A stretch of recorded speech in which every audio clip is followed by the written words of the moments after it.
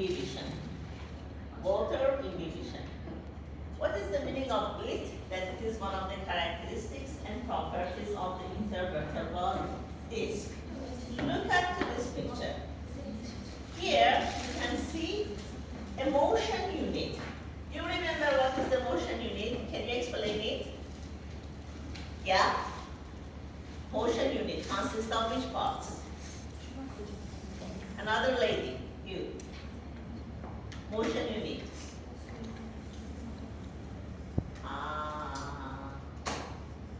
You.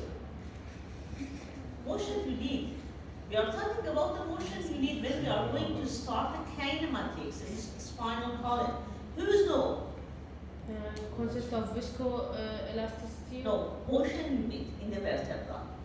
Consists of stability and flexibility. Motion unit is a part of the spinal column that when we are going to talk about the kinematics means the mobility of the spine, we should consider a motion unit. As mentioned before, the motion unit consists of two closed vertebrae and the soft tissues that connected them together. What is the soft tissues that connect two vertebrae together? Ligaments. No. Please nominate them from anterior to posterior. When you are looking to the vertebra from the lateral view. Anterior longitudinal ligament. Intervertebral disc. Posterior longitudinal ligament. Between them, there's a. Oh, I'm so sorry. Yes, you are right. Anterior longitudinal ligament. Intervertebral disc. Posterior longitudinal ligament. Ligamentum flavum. The others. Supra. Interspinous ligament, and finally supraspinous. Do you remember? Yes. Do you remember? What is the motion unit? Explain. Yes. Now you explain it. Can you understand me? Yes. You. Motion unit. Now we are talking about motion unit. You. Explain again. The motion unit consists of the movement between two vertebrae. Not movement. The motion unit is a structure. Yes. Two closed vertebrae. The structure which causes the movement of the vertebrae. No. We are talking about motion unit. We mean the structure, not the movement. When I refer to the motion unit, I mean two closed vertebrae and their soft tissues. For example, L3 on L4, L1 on L2. Regardless the movements. Yes. So the definition of motion unit is that Yes, the structure between each vertebra, the two vertebra, which consists of ligament and vertebra. I want the body structure. Is this motion unit or not? Anterior related to motion. Consists of anterior longitudinal ligament. Is the motion unit? Yes, the anterior. It is two different parts. Bony structures as well as soft tissue. Soft tissue structures. All of these nominate as motion unit. Motion unit. Can you explain motion unit too? It is the bone structure with the soft tissue that make vertebra. Two closed vertebra. Two closed vertebra. Because should be remembered that always the kinematics or movements of the vertebra is applied regarding two adjunct vertebra, and always the superior vertebra moves on the inferior vertebra.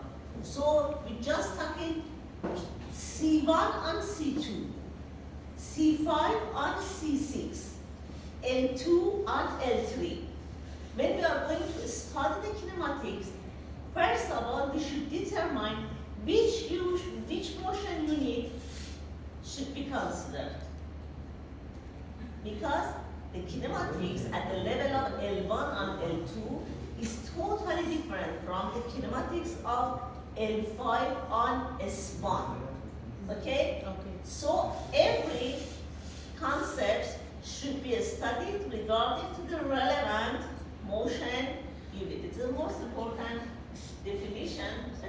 consider. Now, come back to this slide. It's a motion unit, yeah?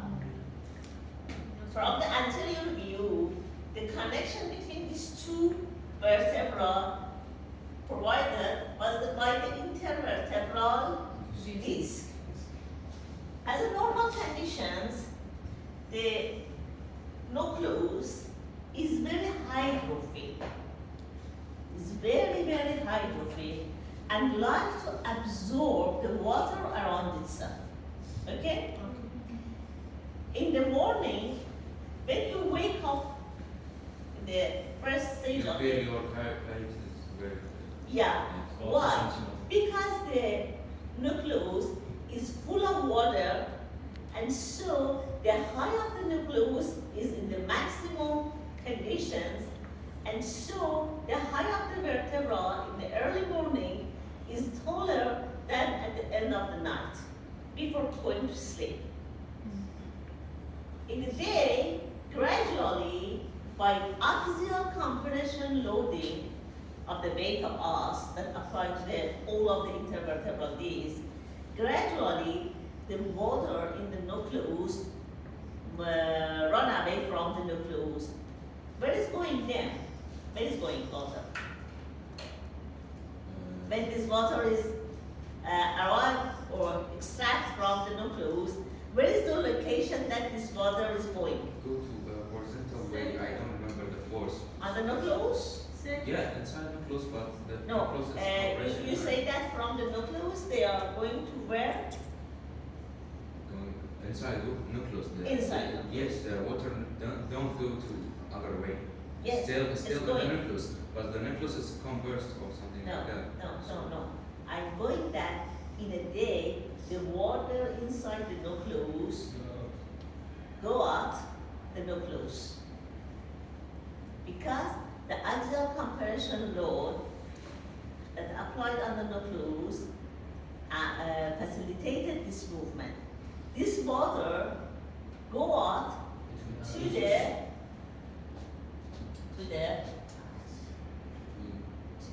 space beneath the spongy bone. The spongy bone have very space. As a empty nutrition? space. As nutrition? No, as a physiological movement, not as nutrition. The empty space in the spongy bone are full of water at the end of the night, end of the day. Okay? And when you are going to sleep, and you are in the lying position, the axial compression load will be off. Okay? And then In return. this time, this Return water to return to the nucleus. It's a special kind of water or it's general fluid? A special, no water, not a special fluid, just water. It is a physiological phenomena. It is a physiological phenomena that during the day, by applying the weight bearing of the body, gradually the water inside the nucleus go out, and then in the night it returns to the nucleus. It means that in different times of the day, period state and behavior of the nucleus may be different. So it is recommended that if you like to heavy weights, lift the heavy weights, it is better to do it in the midday, not in the morning, not in the end of the day. In this two time, the disc, the nucleus of the disc is prone to the deficiency and failure. But in the midday, the amount of the water that are embedded in the nucleus is enough, and so the mechanical properties of the disc is in the best condition. So usually the professional lifters design their most strong exercise and training course in the midnight. Okay? It is a phenomenon that we can see that by go out the water and the nucleus, the height of the the motion unit should be lesser than normal. Important note during to this physiological process is that this event happens gradually in the duration of time. So it is time dependent. Last session, I talked about viscoelastic properties, that it means that the properties of the biological tissue is time dependent. Here, I told you that this driven and comeback or returning the water is time dependent. It means that when you are going to standing position, maximum axial compression rule is applied to the disc. But all of the water don't go away the nucleus. Like that. It is an experiment in the lab. It is a motion unit and intervertebral disc. In this experiment, they put a weight exactly on this motion unit. And the scientists observed that the height of the motion unit decreased gradually. It is an exponential diagram, yeah? The weight is the same. Amazing point is that the aim is the same, but the decreasing of the height is gradually increased. And after removal of the weight, suddenly the intervertebral cannot come back to the original position or original height. This process again will be happen in duration, in a time, not gradually. Here, the load is off. Here is the time that the load is off. But suddenly, the height of the disc cannot come back to the original length. So, it is gradually reached to the normal position. It is viscoelastic properties. That's nominated as creep, C-R-E-E-P. Creep means that in the biological tissue, under constant load, the deformation will be increased. We talk about load deformation curve. Do you remember? Yes. Load deformation curve. Now, I'm going to use that based on the creep characteristics of the viscoelastic tissues. If we applied a constant load, Load on the biological tissue. yeah, during the time, we have changes in deformation. But in contrast, in a spring, suppose on a spring, you apply 10 Newton force to a spring. What happened? Immediately, the spring elongated, yeah? Yes. And if you stay for 1 hour with applying 10 Newton to this spring, what happened? Nothing.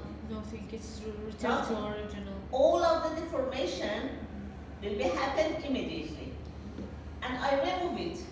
What happened? Immediately come back to the original length without any permanent deformation, because the behavior is plastic. But regarding to the viscoelastic materials, it's not working. Time. Gradually come back to the... Yeah, and after off the load, gradually come back to the original, or maybe if it is more than usual, there will be with the permanent deformation. In your practice as a physiotherapist, you are semester 4, Yes. you are observed. Yes. You come to the hospital and see some procedures of physiotherapy. One question, clinical question, because I'm interested to show you the linkage between biomechanics and clinical practice, that you found that a physiotherapist with the good knowledge of biomechanics is totally different from the colleagues that have no knowledge of biomechanics and try to cure the patients. Listen to me. In the clinics, we have some patients that suffering from lack of movement. For example, in the knee joint. After surgery, after car accident, or any type of failure, a patient maybe have she complained that she or he has just 40 degrees of flexion. And I like to increase the range of flexion for this case. What is your recommended procedures for increasing the range of knee flexion by the therapeutic exercise? Not manual therapy. By the applying the weight. You pass this, of course. Use the Therapeutic exercise, yeah? strength exercise. A certain, with increasing range of motion, we use a strengthening exercise. We need the flexibility. We need Stretching. So Yeah. stretching. a Stretching is stretching. better. Okay, a stretching is good. But I'm talking about the stretching with applying the external load. Which materials, which tools are used in the therapeutic exercise for increasing the flexibility? Maybe ask the patient to use something like the band or something like that. Resistance. The spring, the band, the weight, the pulley, yeah? Suppose that I put this patient in the prone position here and bring the knee flexion until the barrier. In this example, the barrier is 40 degrees of flexion, and I like to increase this flexion to 90 degrees. For this manner, I use a constant load for these patients. For example, a load by the cuff or other 10 Newton load applied to the knee to increasing the flexion. At the first exposure, maybe 40 degrees of flexion by applying the external force reach to the 45 degrees of flexion. It's possible because with overpressure, we reach to the new barrier for the range of motion. And then I fix the weight on the feet and go to the other patients. After 15 minutes, I come back to this case and I notice that the range of motion will be increased to 60 degrees. Constant load. I apply constant load. I do just 10 Newton. But at the first time, at the time 0, the amount of increasing the range of motion is just 5 degrees. And after 15 minutes, the amount of increasing range of motion reached to the 20 degrees. What happened? Creep is working. It is a fact. It is a fact that you use it perfectly in your exercise prescription for your patients. It's a fact. You told me because I know that the joint, knee joint, muscles, ligaments, capsules around it, all of them are biological tissues and all of them have viscoelastic properties. So we believe that with applying constant load, our prediction is increasing the deformation. So it should be happen. It has to happen. It is not amazing. Okay? It is a biomechanical rules that work into our practice. So in the intervertebral disc, the creep is working too. How? By water inhibition. Driving the water to the nucleus and want it from the nucleus in the line. It is creep in the intervertebral disc. Look at this motion unit. All of our study will be done on the motion unit. We cannot study all the vertebrae together because each of them has this story. Okay? So, look at here. Motion unit. 2 vertebra, intervertebral disc. In the healthy condition, in the healthy motion unit, if I apply 100 Newton weight on this motion unit, normally the nucleus should be flat. It's normal. It's like a balloon. Apply the axial compression load, and so the nucleus should be flat. Usually, regarding to the 10 Newton force, we have 1.4 millimeter decreasing the height of the nucleus. And you can see that due to this flattening of the nucleus, the small amount of bulging of the annular fibrosis will be happening. It's normal event. Now consider that before starting applying the axial compression load, we have degenerative changes in this intervertebral, in this motion unit. So because the degenerative change, the shape of the nucleus is totally different. The What do you mean spherical- by degenerative changes? What? What do you mean by degenerative changes? Back to the osteoarthritis. Back to the osteoarthritis. The degenerative change as a whole, because you know that in the osteoarthritis we have degenerative changes. So degenerative change may be done in all tissues, not just the cartilage, in ligaments, in tendons, in discs. In this condition, the spherical shape of the nucleus will be changed. And so, when we apply 100 axial compression load on the nucleus, because the deformation of the original length, original shape, it cannot tolerate this force properly. And so, instead a little flattening of the nucleus, it will be straight on the annulus fibrosus, because it is not the healthy, it is damaged nucleus. In other way around, the fibers of the nucleus have also degenerative changes. And so, easily they rupture and the nucleus spread on them.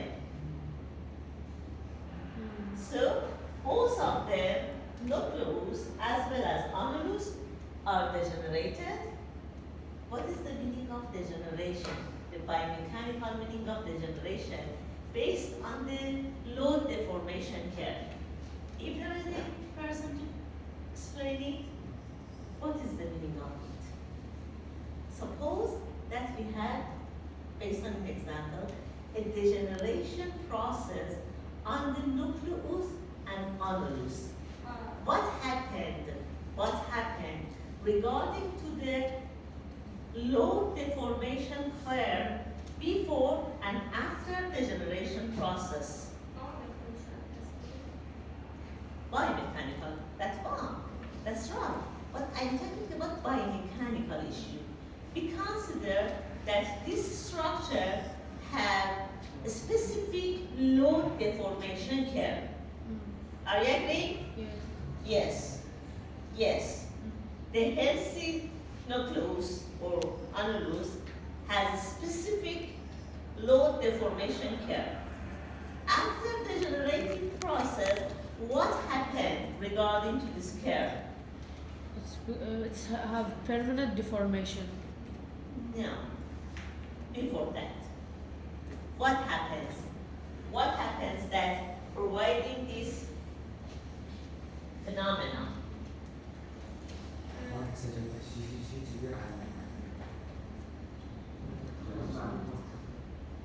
Suppose that it is Plastic or plastic. distraction Teacher, تحويل distraction read more time to us. Back on it. Think about it. Think. Think carefully. Think, find the solution. It is brainstorming. Brainstorming of all of you.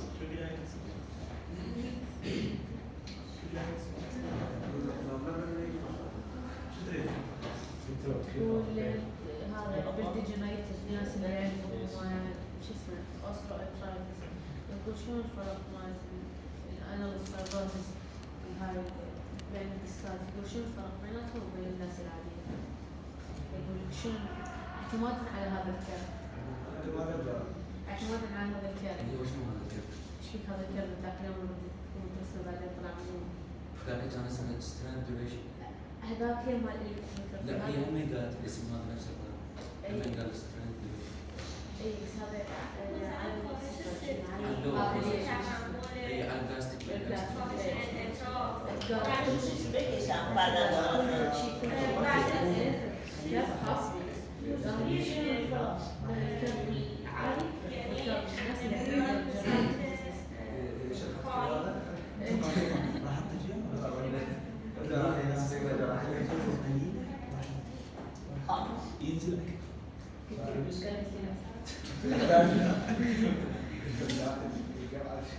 I like to understand your discussion.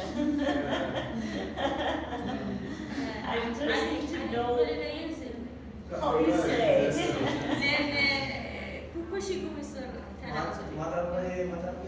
Okay. The difference between normal patient or normal vertebra and patient with DJD. Yeah. I think when we apply the same load, the amount of decrease or the compression of the nucleus fibrous is higher than normal. Sure. Yes. Sure. So the amount of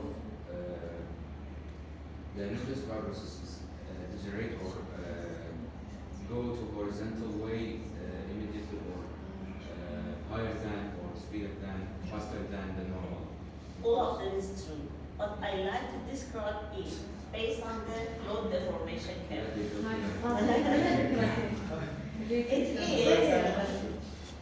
It is, for example, a load deformation of the intervertebral disc, normal case. Okay? This is regarding to that. It's a normal, for example, the score is not real. This is a load deformation curve of intervertebral disc in a healthy condition. Now, I told you that this disc is suffering from degenerative disease.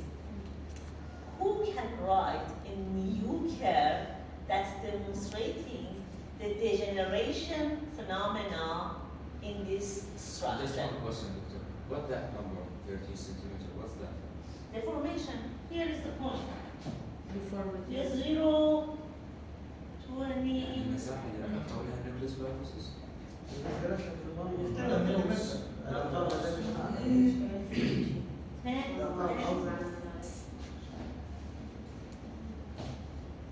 It's the score of the neck. 20 and 30. Here is the neutron. 10, 20, المفروض يزيد يعني. 30. Is it clear? Okay. Load deformation. In the normal condition, we apply, actually it is 100.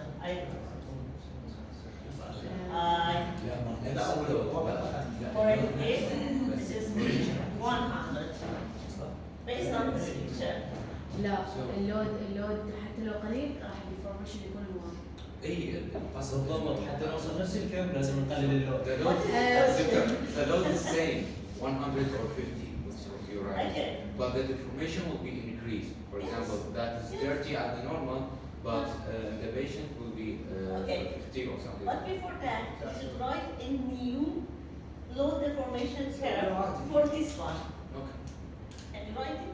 So if we apply half of the Right. load, it will be same. Here. Again, write a new load deformation curve that is belong to this one. Fine. Behind that. Yeah.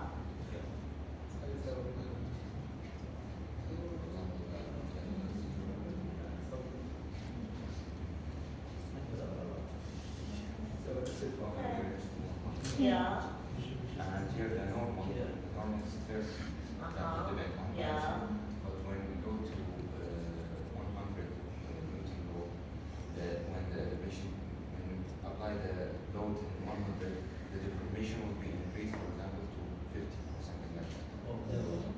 deformation, but that's normal. What that means? That's the normal. Are you agree? No.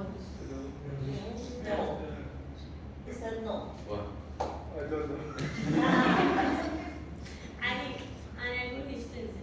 I think in minimum amount of load we have permanent deformation. أنا لا. هي حتفرق لأن هي Means the main concept is when we apply the هي same مرة load, the formation is increased. The formation of Yes, our I should consider that it's better to write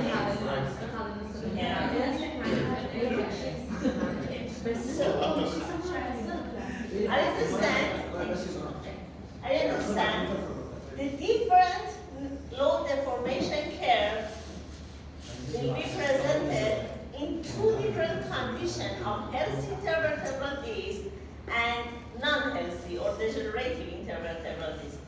A normal disc tolerated 100 Newton load and just have a deformation about 30 centimeters. But at the same time, the unhealthy intervertebral disc, when applied 100 Newtons, it should be demonstrating the more amount of decreasing the high, more than 30, 50, 60, based on the degenerating process.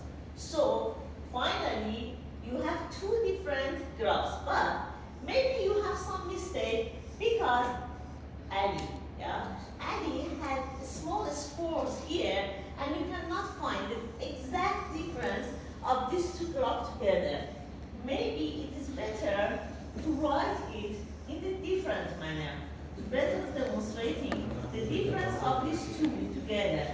Are you agree that I write this like that? It is difficult to understanding because it is like that.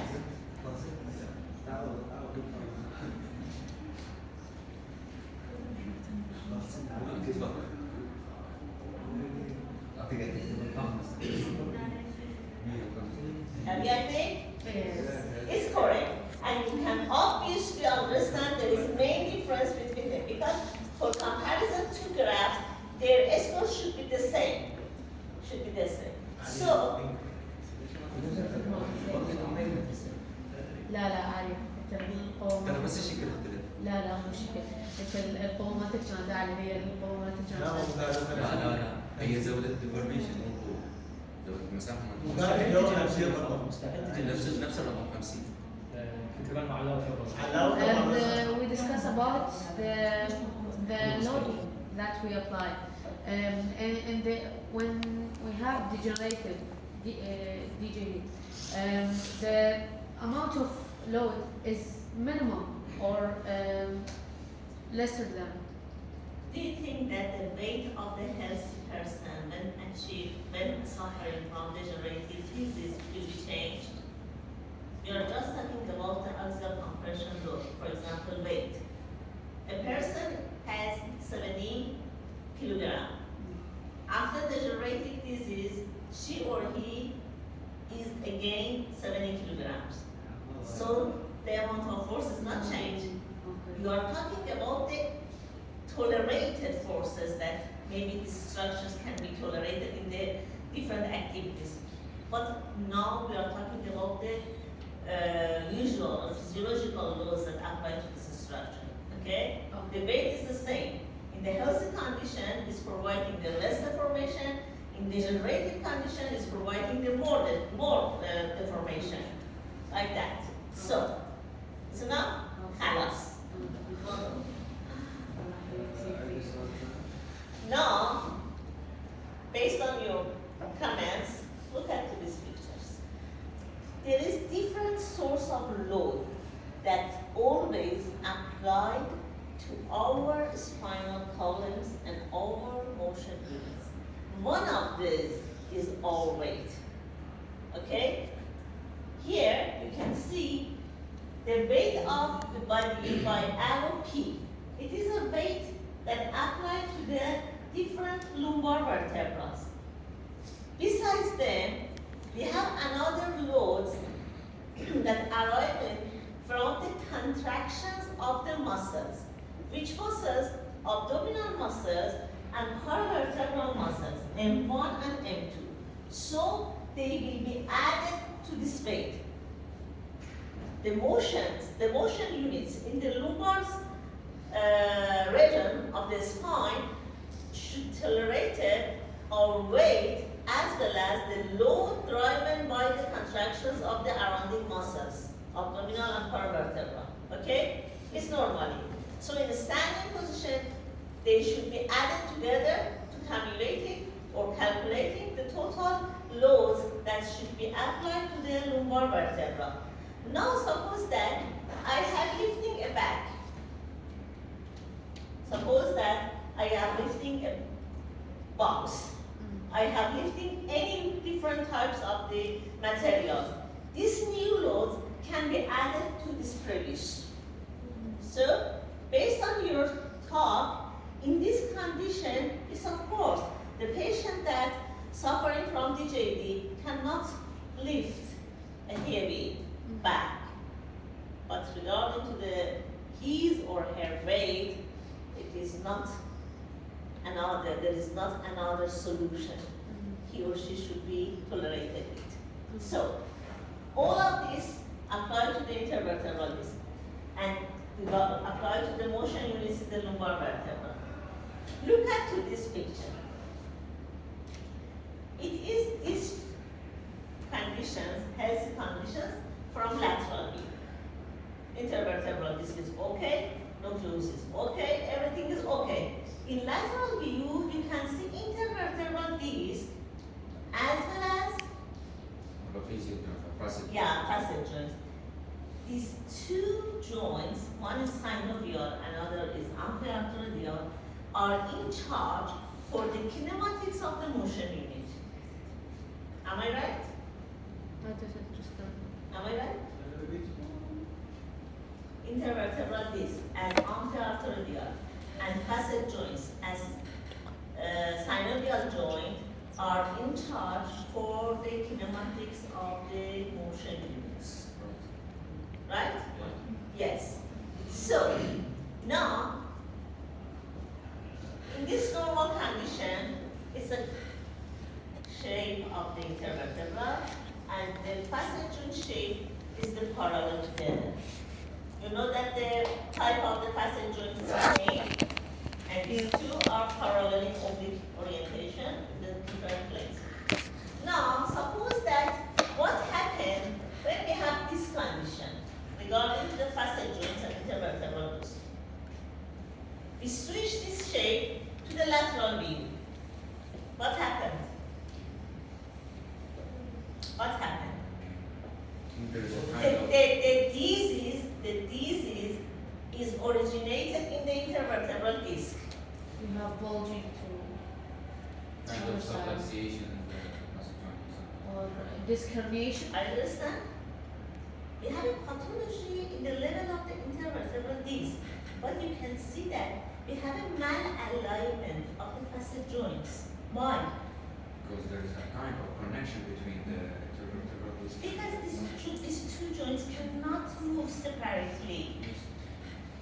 Simultaneously they are working. And so, please remember that always, the pathology in intervertebral disc affects the facet joints and vice versa. And vice versa. If there is a degenerative disease primarily in the facet joint, we should have intervertebral disc herniation too. So please, in the practice, ignore this condition that one of the mistakes in the practice, unfortunately, between some physiotherapists is that when they are assess the patients that come to your office, to the office or clinics due to the low back pain, they are trying to distinguish that. I'm trying to distinguish that, for example, this patient has herniation of the disc or has a Fasen syndrome. They are Maybe both. connection. It is the wrong way. is the right way because you have noticed that both of them simultaneously will occur. Direction information.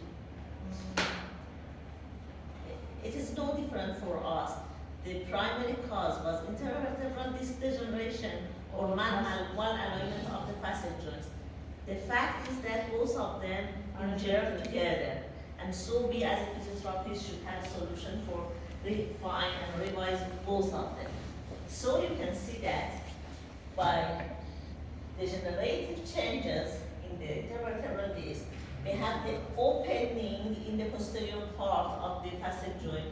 That means that sometimes some form of malalignment of the facet, and it's very obvious that kinematics of the facet should be affected. Now we have disc herniation here. Maybe.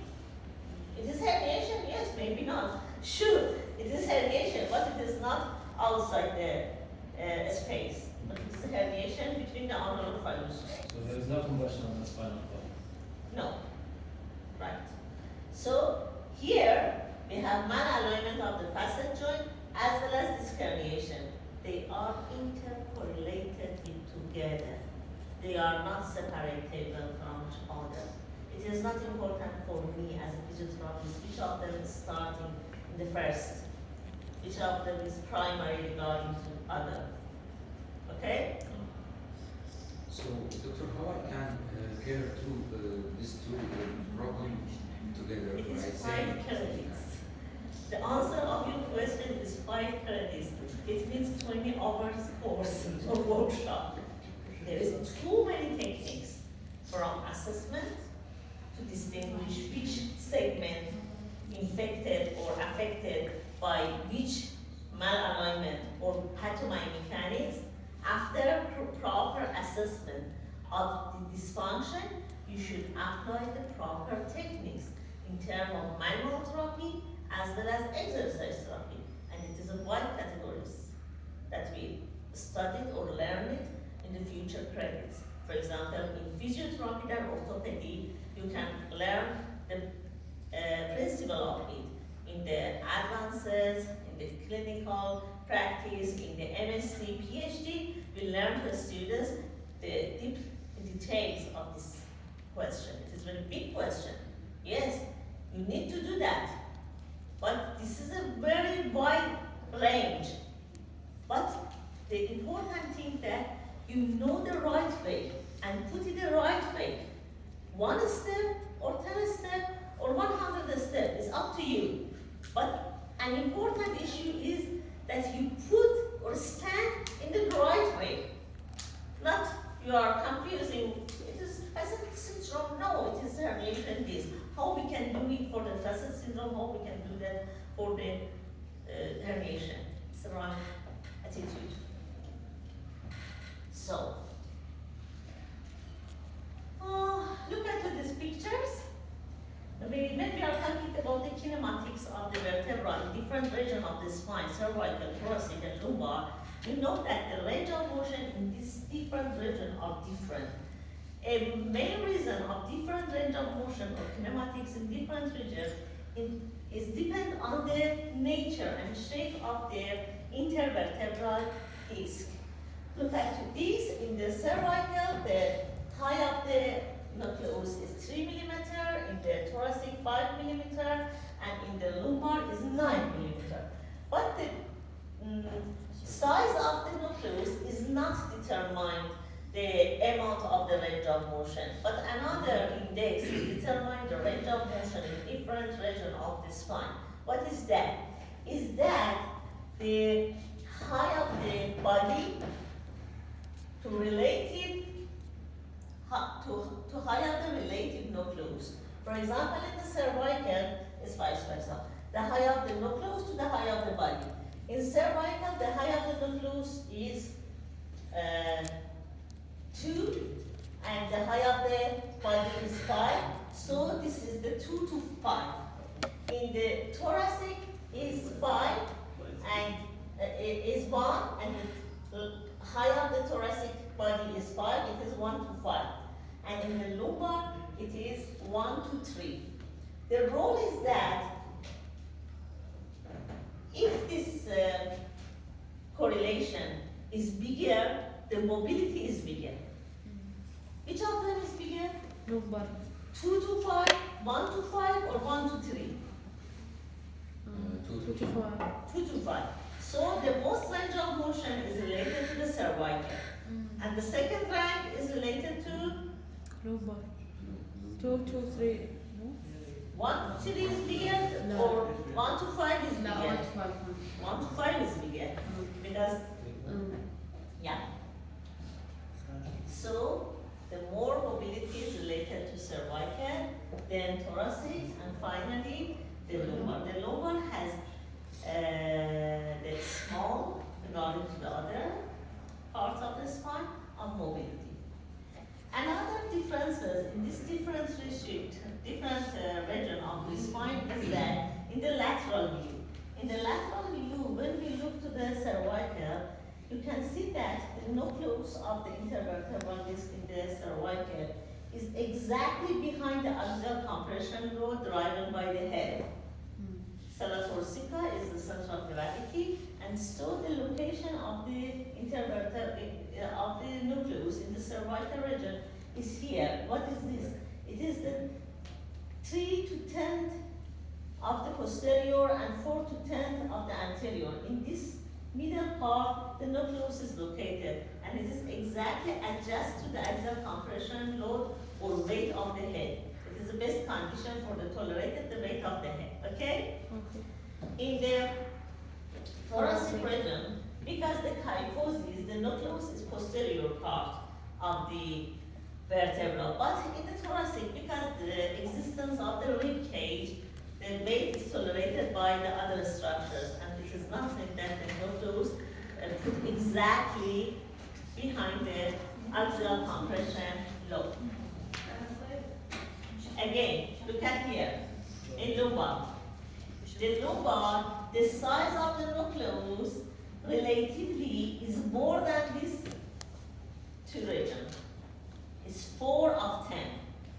Why? Because in the lumbar region, the more weight should be tolerated by the vertebra.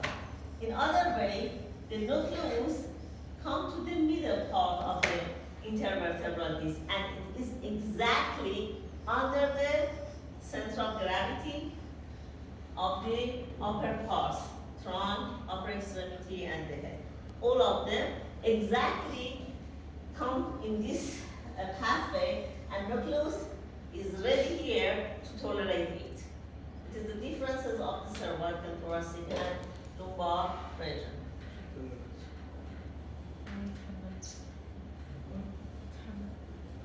Now we are talking about different kinematics, degree of freedoms of the vertebrae as a whole. Here you can see the normal vertebra. In normal condition, the pressure inside the nucleus is not zero because it has a preload state. Okay, it is ready to tolerate the weight. If we apply axial tensile load to the intervertebral disc, what happens? All the students show me with your hands applying the axial tensile loads. Axial tensile. Axial tensile loads. Hello. Hello. What is my question?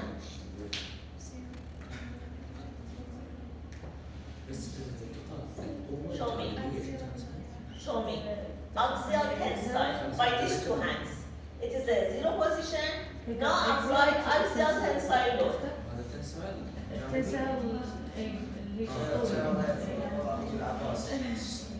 Axial tensile load. I'm waiting. I have 30 minutes time. Axial tensile load. Your hands in this position, zero position. From this position, apply to upper hands axial tensile load. What happened? All of you. Finally, I answer. All of you, show me. Put your hands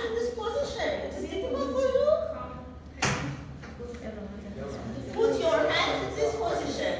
In this position, like me, like me, like me, like me. Where is the direction? You don't like to do that? Where is the direction of the tensile? Where is the directions of the tensile load? These two materials should be close together, separate together, rotate, this, which of them is correct? Tensile load. It is the zero position. Continue. Yes. Do the tensile. What is the meaning of tensile? Vertebral. You understand? Tensile. Tensile. Show me. Show me. Show to the colleagues. Zero position. It's zero position. It's zero position. And not go to the tensile load. عادي عادي ما يخاف بس على بس حتى يعتقنا عليكم والله.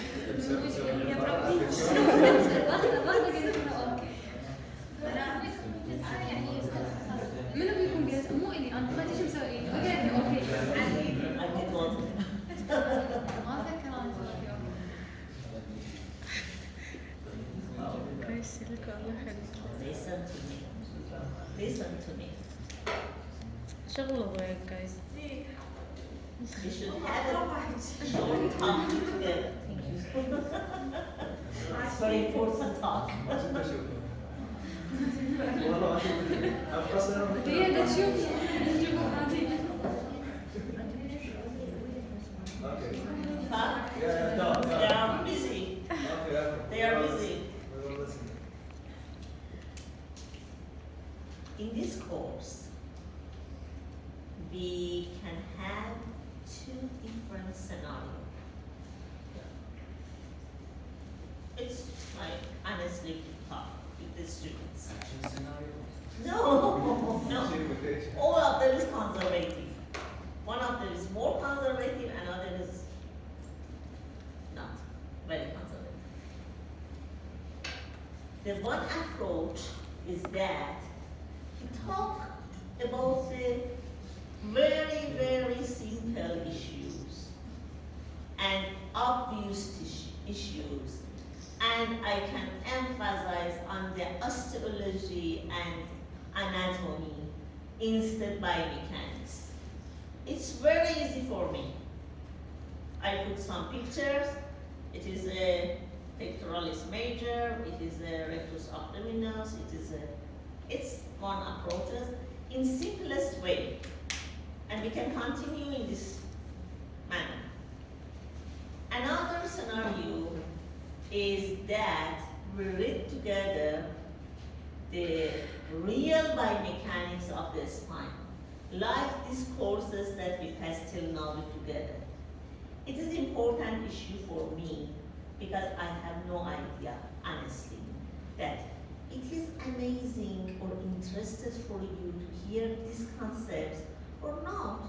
You are not interested to know them, and maybe you believe that it is too difficult to understand, and we didn't need to know more concepts regarding the biomechanics. We are physiotherapists. We just like to on the electrotherapy devices. The electro devices are very amazing and very luxury, and we like that.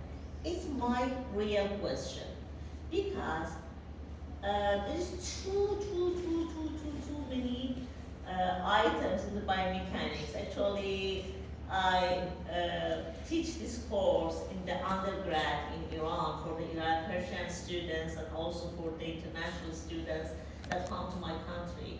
In the undergrad, in the MSc course, I again continue the advance of this course with the pathobiomechanics, and the main questions that you ask may be covered by this course. And also continue it in the PhD students with the tissue mechanics of the different tissues in our body. So there is no limitation for me from A to Z. Up to you, I can adjust myself. Up to you. It's an opportunity for you that clarify me that what is your opinion. I like to hear I like to hear exactly, without any kind of restriction or limitation, okay? Because I know that the biomechanics is not a simple course. I know that. Especially the biomechanics of the spine is too difficult than others. But based on your interest and cooperation, we can continue this way. When I talk about the different type of the load, the simplest type of the load is compression and tensile.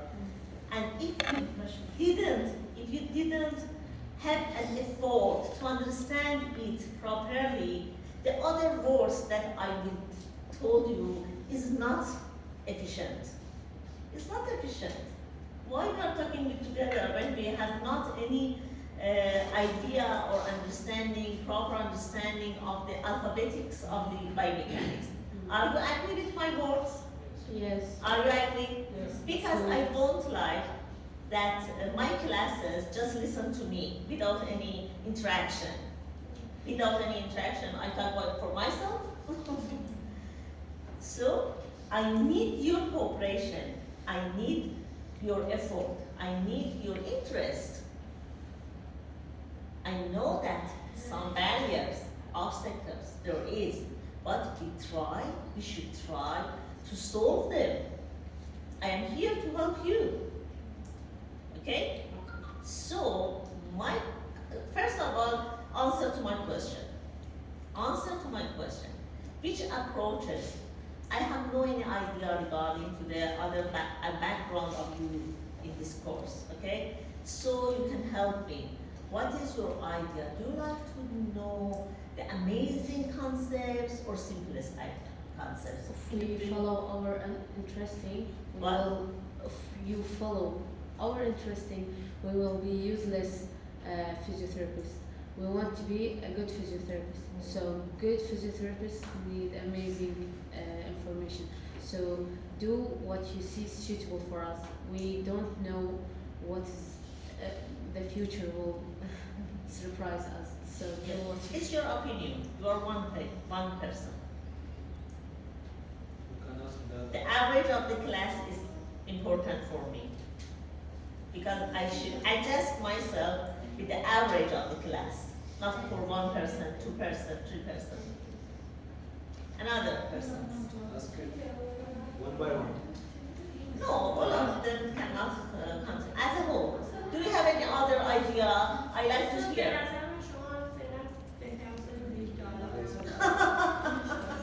No, it is not for this matter. But I feel that I have some experience. I should translate for them to understand. قلنا زين الدرسين حلو يعني. ما تدرس. I should translate for them to understand the idea. Can I translate for them? My attitude? Yeah. Obviously that, what is my attitude? They don't understand very well, so we want to. They don't understand what do you mean. So About which? about the way that you must choose. It's obvious. I have some examples in the practice that correlation between biomechanics and your practice. She mean they need translate from English to Arabic to understand better your Okay, opinion. help me. I don't know anything. Help me. جايز تقول انتم Who تريدون is خليلكم responsible for this? شو تخلينا؟ خليلكم بس صور عضلات وعظام ونشرح ونقطع قبل لو تريدون اخليكم شو اسمه توضيح مثل هسه واقول لكم Way انواع is better. لا بس بس انا الامتحان اسهل. لا طريقة الشرح بس طريقة الشرح لا ندخل بمواضيع جانبية. يعني تجي تحشيكم بس التشريح انه هاي عظمه واضح. لا لا صدق. لا كيف كذا ما انتم طلاب يعني كيف هسه اوكي طلع نفس طريقة الشرح. اوكي. Yeah. You need the translation to the Arabic? Somehow يعني not. We need the second scenario. We choose all of us. We choose the second scenario. Okay, but I need the prerequisites for the second scenario. there is different approaches or solution for solving this problem. Maybe one solution is translate some more difficult content to the Arabic. Another is you should read carefully the basic biomechanics that you passed till now. You pass upper extremity, lower extremity, half of this semester with Dr. Rahimi, and it is the end part of the biomechanics. But it is the first time that I understand what is biomechanics. And the upper and lower extremity, we choose the first scenario. So I don't understand. Even yesterday I asked you what is the benefit of biomechanics in practical session. So I don't understand. Now it is No problem. the first step. ChatGPT is my friend. Okay, my comments, please. Yesterday I talked about the astrokinematics, arthrokinematics, and in the kinetics there is different laws. It is the basic terminology. My comments is that you can, all of you can read basic terminology of biomechanics. First of all, you should understand the meaning of the vector, fulcrum, compression load, shear force, because it is my terminology. I use this in the future courses that I share with you. If you have no any idea regarding the difference between them, these classes should be useless. So, inshallah, for the next session, all of you read carefully, review the basic principles of the biomechanics, and then gradually we can add the sharing. If there is any, and you promise me, all of you, promise me, if there is any concepts that they cannot understand in the class, ask me again. In English or in Arabic, in Persian, in Chinese, Indian.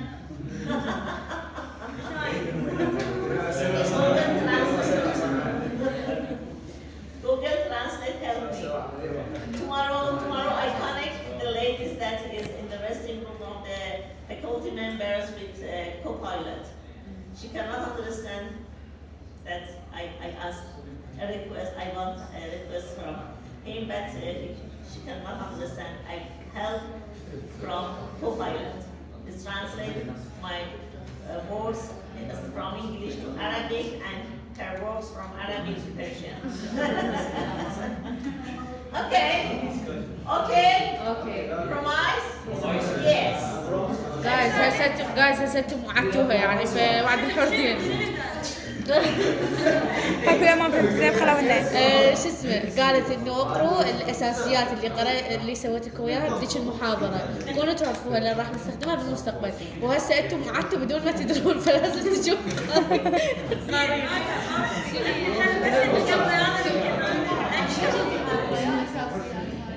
هاي في البدايه تعيدون مصطلحات هو عندها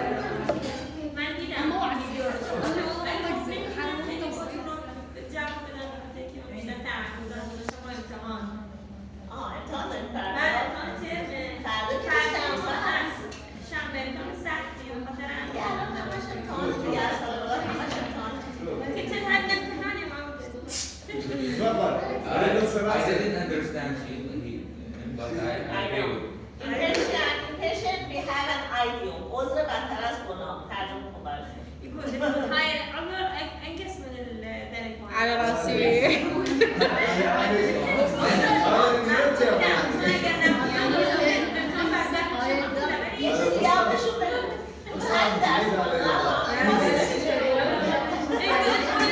تقول اللي ما يفتهم بالصفي ما حد يقدر ينجح. It's obvious. It's obvious. لا حبايبي.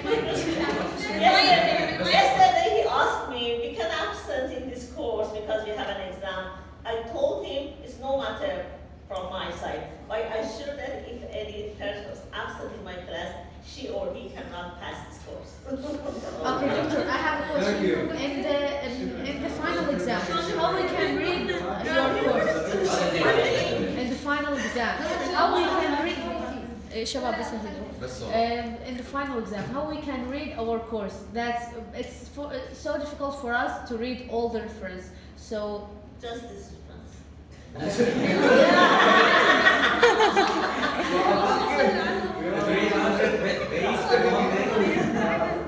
Actually, the half of this book is taught by me because I am responsible for half of this. And in this half part, I show you some pictures, not all of you. Just about 90%. Doctor, can you select some page? Yes, of course. But the selected pages is consist of about 90% of half of this book. The first scenario is better. هي ما تقدر. The first scenario is better. Time and laughing and have a spend time is better. Okay. You want water? I try to explain more simple. Okay? You should feed back to me. I ask you some questions because it is important for me that I introduce for your background. If you be silent, I have no information. So, look at this. Look at this. Insert this picture. Insert this picture. In this 15 minutes to the end of this course, I prefer to talk about the kinetics. Kinetics, the laws. Okay? سبب الحركة اللي هو اللون بالضبط. In the kinetics, you told me listen to me, please. If you know, it's okay. If you don't know, listen to me.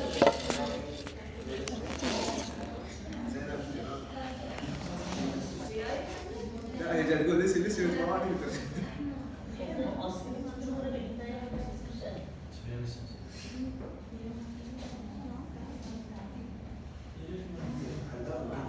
What is the kinetic definition? What is the kinetic definition? The cause of the movement. The cause of the movement. What is the cause of the movement?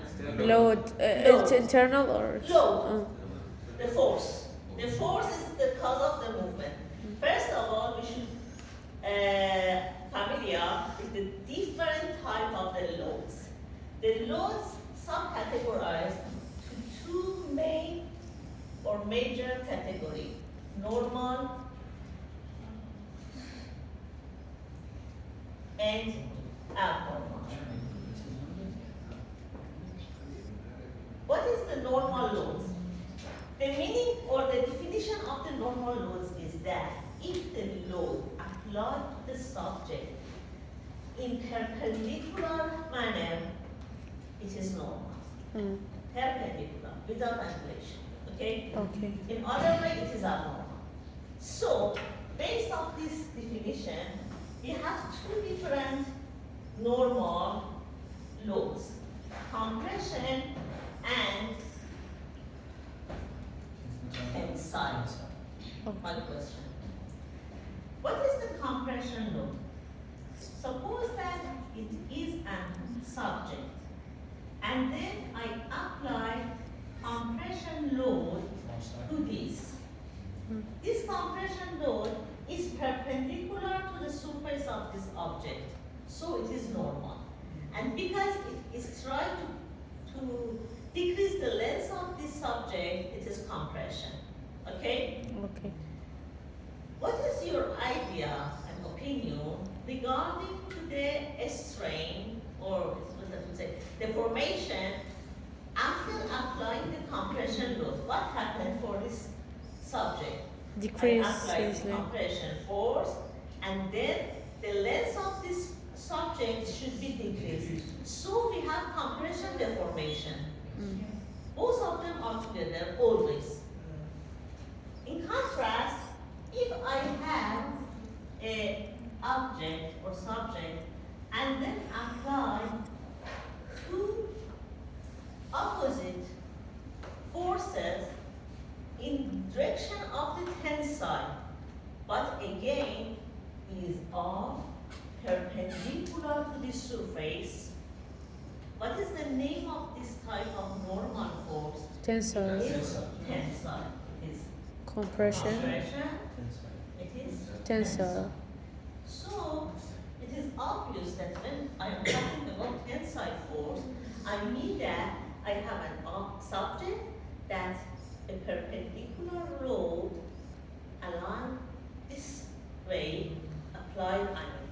When I'm talking about the compression load, it is in the opposite direction. The result of the compression force is compression deformation. The result of the tensile load is tensile deformation. Suppose that you have a rubber in your hands and apply the tensile load on it. What happened? Elongation. It's elongated. Okay? Mm. How about the abnormal? In abnormal, I told you that the direction of the load is not perpendicular to the surface. What happened? In this condition, I have a subject that two parallel and opposite loads are applied to the edge of this subject. In these conditions, the load is not applied perpendicular. Instead, it is applied to the angles in two parallel and opposite direction. It is shear or abnormal force. Okay? What is your idea regarding to the type of deformation after applying shear force to this subject?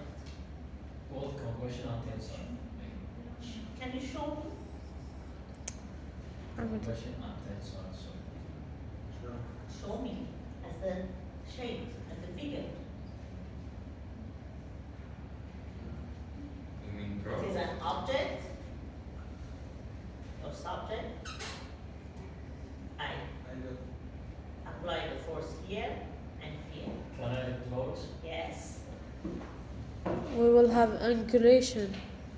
Angulation, like It will be like this. Yeah, It it's will good. change. Thank you. It will be like this. Thank you. Thank you. It means that the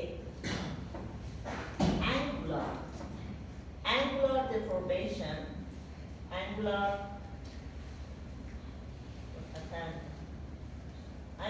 deformation was happening from this condition with these two parallel. You will reach to this new shape, angulation deformation. mm, In these conditions, if I apply the compression, I reach to this new shape. With the same angle. Regarding to this, I extend or elongate by tensile load. It's the same. All of them is rectangular. But in this condition, we have different shapes in the angles. The result of the shear is differences in the angles of the original subject. So in our body, the shear force usually are harmful and they resulted to the damage. Okay? mm. So these are the main three categories of the force. These are the main categories of the force.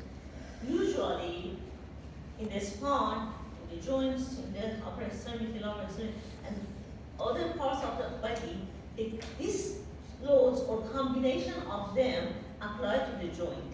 And in the biomechanics, we could to study the effects of the application of these different types of the load to determine the problem of our patients and then apply the proper forces to cure our patients. Cure our patients. For example, if you have, maybe you heard that